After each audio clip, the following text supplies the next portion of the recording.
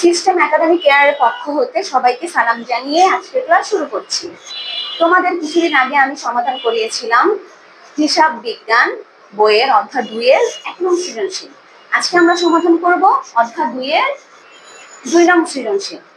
তোমাদের এই 2 নং সৃজনশীলে বলা হয়েছে জানুয়ারি মাসে চয়ন ব্রাদার্স ব্যবসায়ের কিছু লেনদেন এখানে দেওয়া আছে। এখানে কতে বলা হয়েছে যে লেনদেন নয় এমন ঘটনাগুলো চিহ্নিত করে মোট পরিমাণ লেখো।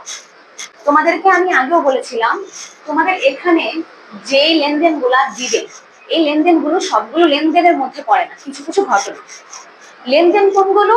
যেগুলোর মধ্যে টাকার লেনদেন হবে এবং আর্থিক বিবরণী পরিবর্তন করবে। লেনদেন সেগুলোই হবে যেগুলো একটা ব্যবসার আর্থিক বিবরণী পরিবর্তন করবে এবং টাকার লেনদেন হবে, ওগুলাকে আমরা লেনদেন বলবো। আর ঘটনা কোনগুলো? ঘটনা হচ্ছে তোমার আর্থিক বিবরণী পরিবর্তন করবে না, টাকার অঙ্কের লেনদেনও হবে না। যেমন কোনো কিছু জমি তুমি নিয়োগ করো, ম্যানেজার নিয়োগ করা হলো, পরামর্শ দেওয়া হলো, অর্ডার করা হলো, এগুলা কিন্তু তুমি জাস্ট মৌখিক ভাবে করছো, তোমার লেনদেন হচ্ছে না টাকার মাধ্যমে। হ্যাঁ, টাকার অঙ্ক লেখা থাকে, বাট তুমি ধরো 10,000 টাকার একটা ম্যানেজার নিয়োগ দিয়েছো, তোমার ইচ্ছা নাই করতে পারে, পরবর্তীতে তুমি এই নিয়োগটা ক্যান্সেল করে দিতে পারো। তো এটা যদি কোনো ফরমাইশ প্রদান করা হলো, নিয়োগ দেওয়া হলো, কথা দেওয়া হলো, এগুলা কোনোভাবেই লেনদেনের মধ্যে পড়ে না, এগুলা জাস্ট ঘটনা। লেনদেন তখনই হবে যখন তুমি টাকার অঙ্ক লেনদেন করছো, টাকা চলে যাচ্ছে অথবা টাকা আসতেছে, আর্থিক অবস্থা বিবরণী পরিবর্তন করছে, ওগুলাই হচ্ছে লেনদেন। তো আমরা এখানে দেখি লেনদেন নয় এগুলা কোন কোন আছে। এখানে দেখা যাচ্ছে জানুয়ারি 2 এ বলা হয়েছে যে 18,000 টাকা বেতনে একজন ম্যানেজার নিয়োগ করা হলো। তুমি জাস্ট নিয়োগ করেছো, টাকা প্রদান করনি, অথবা তুমি এখানে কোনো লেনদেন বোঝা যাচ্ছে না, জাস্ট তুমি নিয়োগ করেছো, এটার মধ্যে কোনো ধরনের আর্থিক বিবরণী পরিবর্তন হচ্ছে না এবং টাকার অঙ্ক লেনদেন হচ্ছে না। তো আমরা বলতে পারি জানুয়ারি 2 হচ্ছে এটা একটা ঘটনা, এটা লেনদেন নয়। তো আমরা প্রথমে লিখবো, তোমাকে আমি আগেও বলেছি যে পর ছকগুলা জাস্ট একটা কমন ছক দিবা, সেটা হচ্ছে তারিখ বিবরণ টাকা টাকা। প্রত্যেকটা অঙ্কে কতে সেম ছক হিসাবে তারিখ বিবরণ টাকা টাকা দিয়ে তুমি ক নাম্বার কমপ্লিট করবা। এখানে আমি জানুয়ারি 2 এ লিখেছি যে ব্যবসায় ম্যানেজার নিয়োগ করা হলো এত টাকা। প্রথম টাকার ঘরে আমরা যোগ বিয়োগ করবো, দেন সেকেন্ড টাকার ঘরে একটা ব্যালেন্স টানবো। আর এখানে কোশ্চেনে তোমাদেরকে যেটা বলা হয়েছে ওইটা তোমরা বিবরণের মধ্যে লিখে দিবা। তো আমরা 2 তারিখের লেনদেনের হিসাব বিবরণীতে মানে বিবরণের মধ্যে লিখলাম। এরপরে হচ্ছে আমাদের আছে 12 তারিখে। দেখো, মালিক তার ব্যক্তিগত তহবিল হতে ছেলের স্কুলের বেতন দিলেন 2,000 টাকা। মালিক তার নিজের খরচ নিজের টাকা দিয়ে দিছে, মানে কি এটা ব্যবসার মধ্যে কোনো ধরনের প্রভাব ফেলেনি। মালিক তার নিজের খরচগুলো নিজের টাকার মাধ্যমে পে করেছে, এখানে কোনো ধরনের আর্থিক অবস্থা বিবরণী পরিবর্তন হয়নি। তা আমরা এটাকেও একটা লেনদেন ধরবো না। লেনদেন ওইটাই হবে যখন তোমার ব্যবসায় আর্থিক বিবরণী পরিবর্তন করবে, ব্যবসায় টাকা আসতেছে যাচ্ছে, এরকম লেনদেন হবে, ওইটাই হচ্ছে আমরা বলবো লেনদেন। তাহলে আমরা বলতে পারি 12 নাম্বার এন্ট্রিও লেনদেন না। তাহলে আমার কতে হইতে পারে, আমার পর উত্তরে আমরা লিখবো জানুয়ারি 2 আর জানুয়ারি 12, এই দুইটা লেনদেন হচ্ছে ঘটনা, এই দুইটা লেনদেন না। এই দুইটা প্রথম ঘরে টাকা যোগ করে সেকেন্ড ঘরে আমরা ব্যালেন্সটা লিখবো।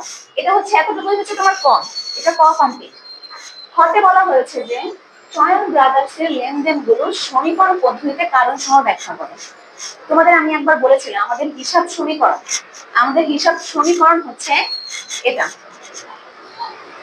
A equals to L plus OE, এটা হচ্ছে তোমাদের হিসাব সমীকরণ। A equals to L plus OE, এটা হচ্ছে আমাদের হিসাব সমীকরণ। এই হিসাব সমীকরণের মাধ্যমে তোমাকে কারণ সহ ব্যাখ্যা করতে বলেছে, মানে তুমি এই হিসাব সমীকরণের মাধ্যমে তুমি এখানে লেনদেনগুলো লিখবা, কোনটা সম্পদ, কোনটা দায়, কোনটা বৃদ্ধি পাচ্ছে, কোনটা হ্রাস পাচ্ছে, এগুলাকে আমরা কারণ বলবো। তো খ নাম্বারের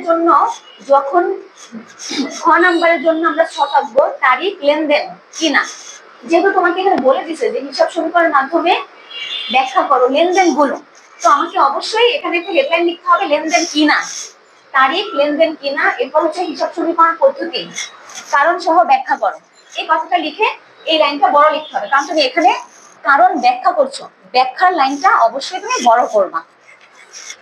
আমরা প্রথমে দেখতে পারি যে জানুয়ারি 1 তারিখে ব্যবসায় মূলধন আনা হলো। তুমি যেহেতু ব্যবসায় মূলধন আনছো, এটা একটা লেনদেন। ব্যবসায় মূলধন আনার ফলে ব্যবসায় টাকা যাচ্ছে এবং মালিকানা মানে মালিকের মূলধন সৃষ্টি, মালিকানা সত্ত্ব সৃষ্টি হচ্ছে। তাহলে আমরা বলবো ওইটা হচ্ছে একটা লেনদেন। তারিখ লিখবো, লেনদেন লিখবো। এখন এক্সপ্লেন করতে হবে, তোমাকে কারণটা বলতে হবে। কিভাবে? এই পদ্ধতির মাধ্যমে তোমাকে কারণটা বলতে হবে। তো অবশ্যই তোমাকে এখানে লিখতে হবে যে এখানে এ ইকুয়াল টু এল প্লাস ও হিসাব সমীকরণে, হিসাব সমীকরণ উপাদানে, হিসাব সমীকরণের উপাদানে, এই কথাটা তোমাকে অবশ্যই লিখতে হবে। যেহেতু তোমাকে এখানে উল্লেখ করে দিয়েছে যে সমীকরণ পদ্ধতিতে ব্যাখ্যা করো, তো এটা হচ্ছে সমীকরণ, এই পদ্ধতিতে তোমাকে ব্যাখ্যা করতে হবে। তো তোমাকে এই কথাটা অবশ্যই লিখতে হবে এখানে যে এ ইকুয়াল টু এল প্লাস ও হিসাব সমীকরণের উপাদানে। এখন খেয়াল করো, তুমি ব্যবসায় টাকা দিচ্ছ, এটা নর্মাল জানলে কি হয়? নগদান হিসাব ডেবিট, মূলধন ক্রেডিট। নগদান ডেবিট, নগদান হচ্ছে সম্পদ। সম্পদ যদি ডেবিটে লিখে বৃদ্ধি পায়, আমি এখানে লিখে দিয়েছি সম্পদ ডেবিটে লিখলে সম্পদ বৃদ্ধি পাবে। আর মূলধন, মূলধন ক্রেডিটে লিখলে বৃদ্ধি পাবে, মূলধন ক্রেডিটে লিখলে বৃদ্ধি পাবে।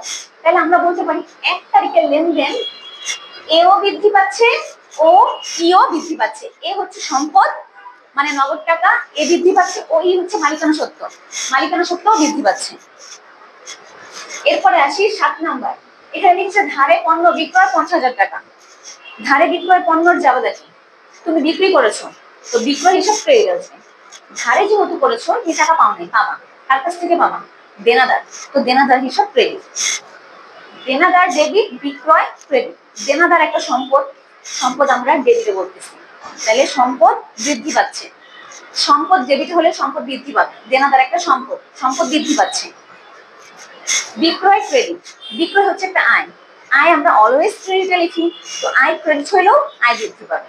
তাহলে আমরা এখানে লিখবো, এখানে এ ইকুয়ালস টু এল প্লাস ও ই হিসাব সমীকরণ উপাদানে এ ও ই বৃদ্ধি পাচ্ছে, এ ও ই বৃদ্ধি পাচ্ছে। তোমরা জানো আয় আমরা স্পেসিফিকলি লিখবো না, আয় যদি বৃদ্ধি পায় ও ইও বৃদ্ধি পাবে। কারণ আমরা জানি ও এর মধ্যে ই মানে ও ই হচ্ছে মালিকানা সত্ত্ব, ওনার্স ইকুইটি। ও এর মধ্যে ই আর ডি সি, ই হচ্ছে খরচ, আর হচ্ছে আয়, আর হচ্ছে ডি হচ্ছে উত্তোলন, আর সি হচ্ছে মূলধন। এই চারটা যখন তোমার আসবে, এই চারটার মাধ্যমে, এই চারটা না লিখে তুমি ওই লিখবা। তো আমার এখানে আয় আসছে, আয় মানে হচ্ছে আর বৃদ্ধি পাচ্ছে, তো আর না লিখে আমি ওই বৃদ্ধি লিখবো, কারণ তোমাকে এই পদ্ধতিতে এক্সপ্লেন করতে বলছে। ও এর মধ্যে এই চারটা থাকে, ও এর মধ্যে এই চারটা আসবে। তোমার এই চারটা যদি হ্রাস বৃদ্ধি পায়, তোমাকে ওই লিখতে হবে।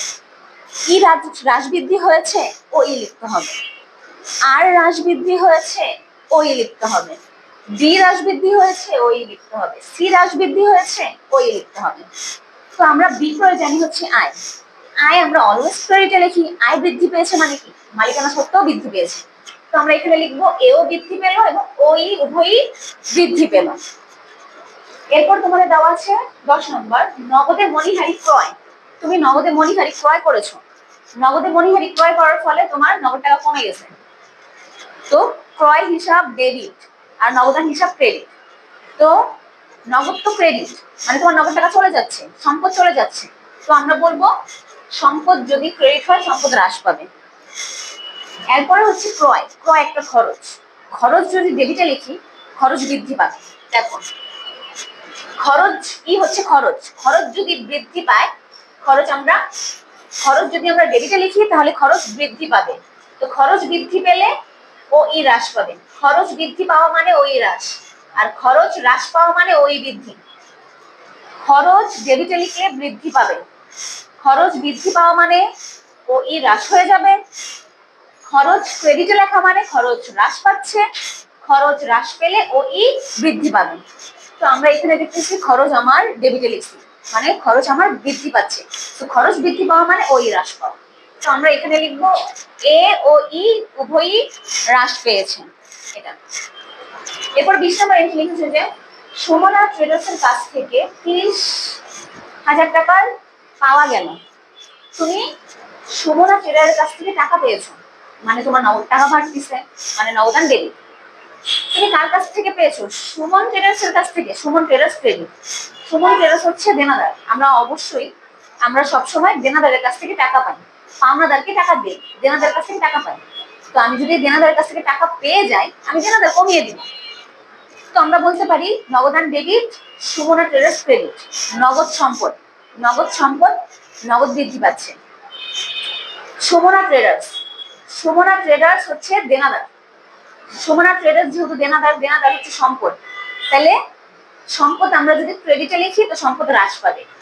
নগদও একটা সম্পদ, নগদ ডেবিটে লিখতেছি মানে সম্পদ বৃদ্ধি পাচ্ছে। দেনাদার হচ্ছে ক্রেডিট, ক্রেডিটও সম্পদ, দেনাদারও সম্পদ।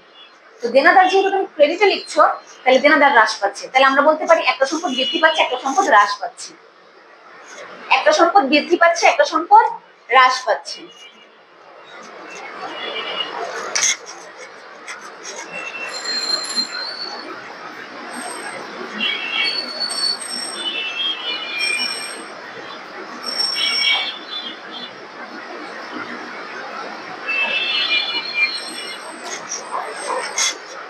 এ বৃদ্ধি পাচ্ছে ও এ হ্রাস পাচ্ছে, উভয় সম্পত্তি।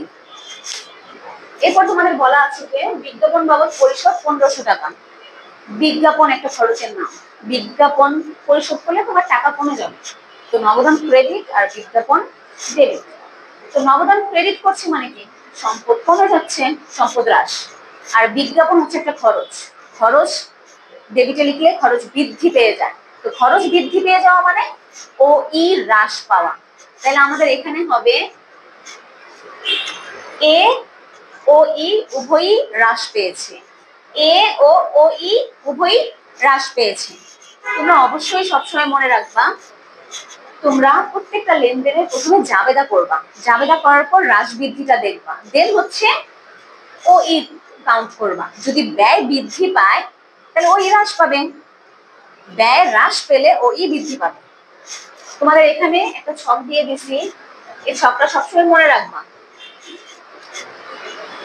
আর আর ডি এই দুইটা যদি বৃদ্ধি পায় তাহলে ওই হ্রাস পাবে। আর এই দুইটা আর আর আর ডি এই দুইটা বৃদ্ধি পেলে ও ই হ্রাস পাবে। এই দুইটা হ্রাস হলে ও ই বৃদ্ধি পাবে। আর এই দুইটা বৃদ্ধি পেলে ও ই বৃদ্ধি, এই দুইটা হ্রাস পেলে ও ই হ্রাস। মানে এটা I R E R C এই দুইটা যদি বৃদ্ধি পায় ও ইও বৃদ্ধি পাবে, ই সি যদি হ্রাস পায় ও ইও হ্রাস পাবে। বাট এখানে উল্টায়া যাবে, আর আর ডি এর মধ্যে উল্টায়া যাবে। যদি তোমার আর বৃদ্ধি পায় ও ই হ্রাস, ডি বৃদ্ধি পায় ও ই হ্রাস। আর যদি হ্রাস পায় ও ই বৃদ্ধি, ডি যদি হ্রাস পায় ও ই বৃদ্ধি।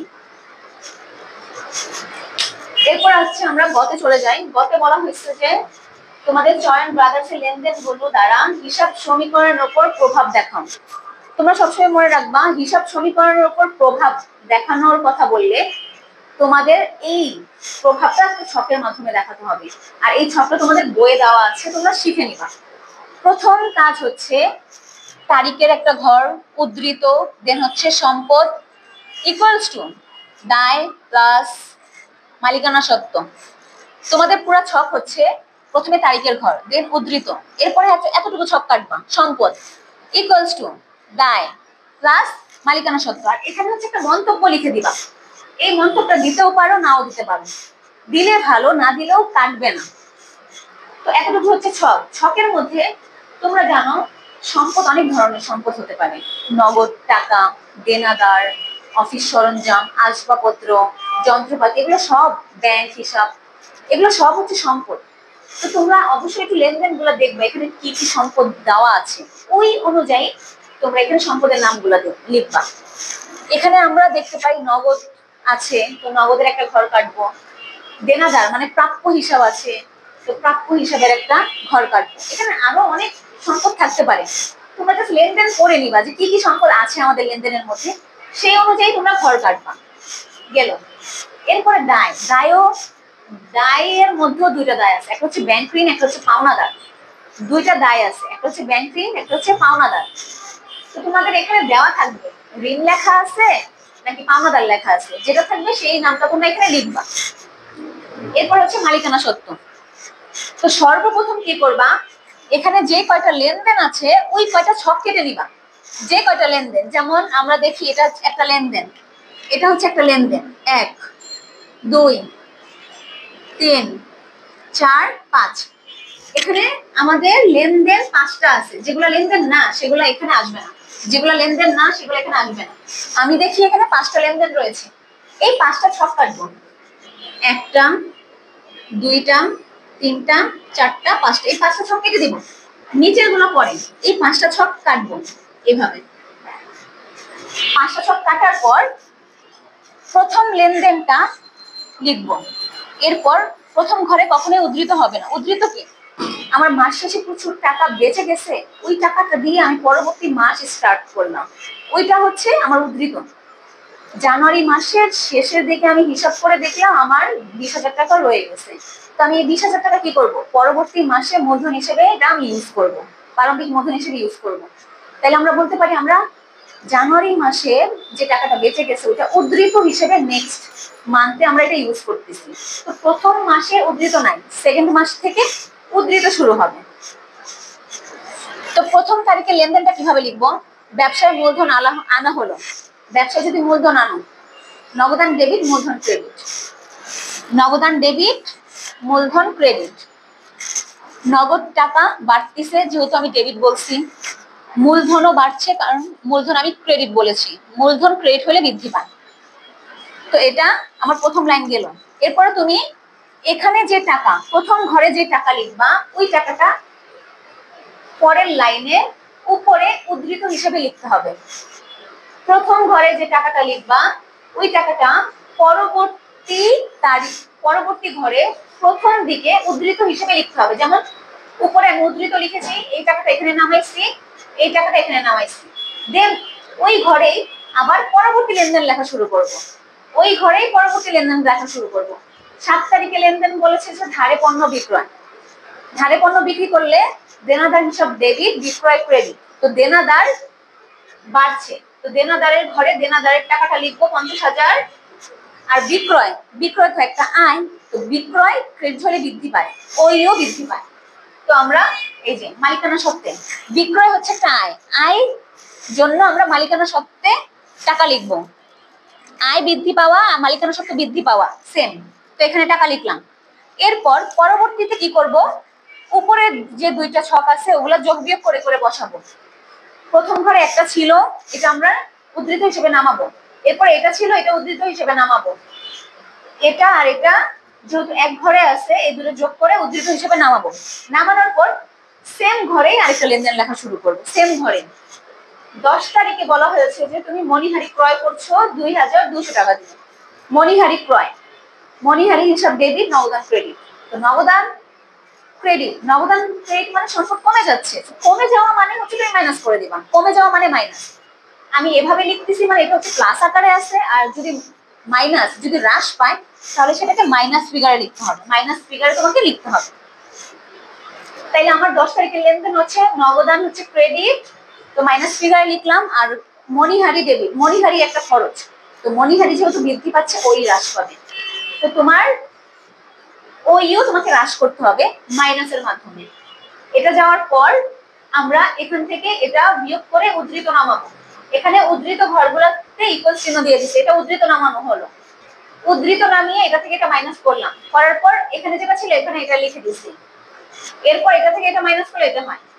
সেম ঘরে আবার আমরা নেক্সট লেনদেনটা লেখা শুরু করব।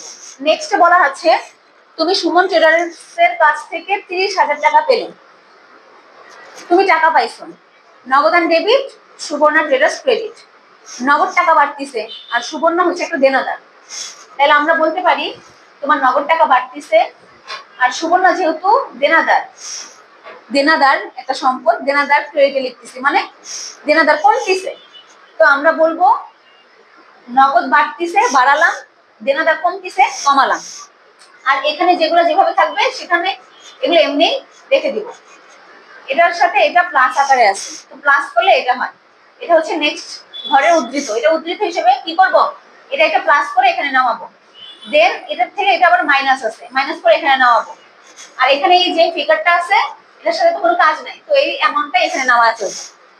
সেম ঘরে নেক্সট লেনদেনটা লিখবো। 25 নম্বরে বলা হয়েছে বিজ্ঞাপন বাবদ পরিশোধ এত টাকা। বিজ্ঞাপন একটা খরচ, বিজ্ঞাপন হিসাব ডেবিট, আর নগদ টাকা চলে যাচ্ছে বিজ্ঞাপন পরিশোধ করার ফলে, তো নগদান ক্রেডিট। তাহলে এখানে আমরা দেখতেছি নগদ হ্রাস পাচ্ছে, এই যে নগদ হ্রাস লিখলাম মানে মাইনাস ফিগারে।